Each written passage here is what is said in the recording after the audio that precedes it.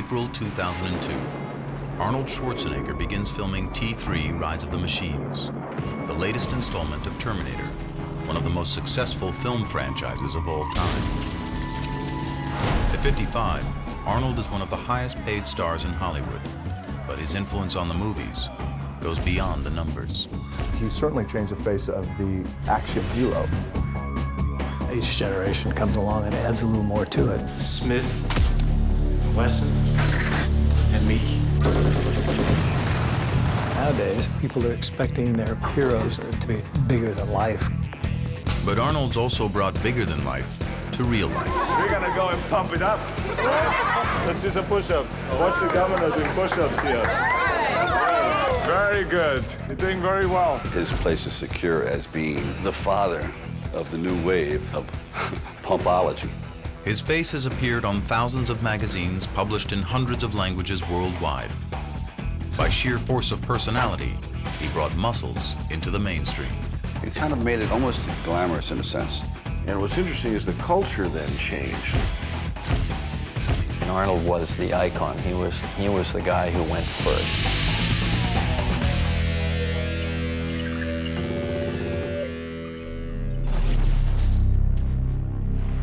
With the enormity of his fame and fortune, it's easy to forget that it all started with an independent documentary film released in 1977 called Pumping Iron. The film introduced the world to a character every bit as amazing as the Terminator or Conan would turn out to be. That character was Arnold Schwarzenegger himself.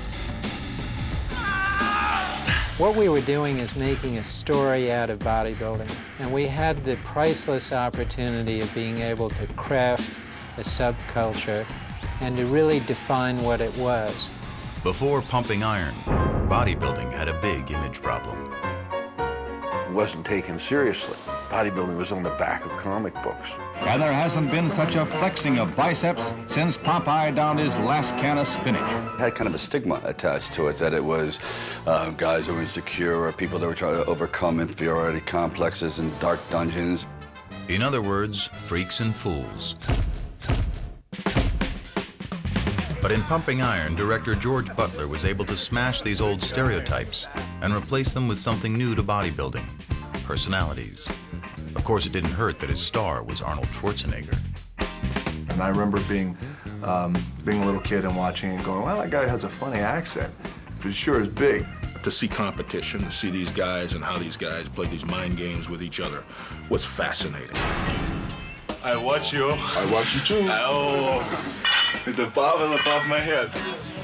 I'm not nervous at all.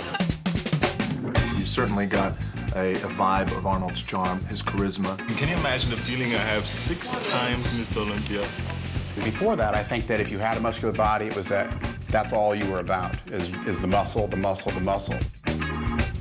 But after Pumping Iron, you could have character, you could have charisma, you could be funny. If boxing had Ali, bodybuilding was going to have Arnold. He was controversial. The pump. It's as satisfying to me as having sex with a woman and coming.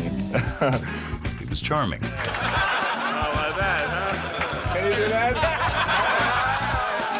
And like Ali, he was a natural-born salesman, selling not only bodybuilding,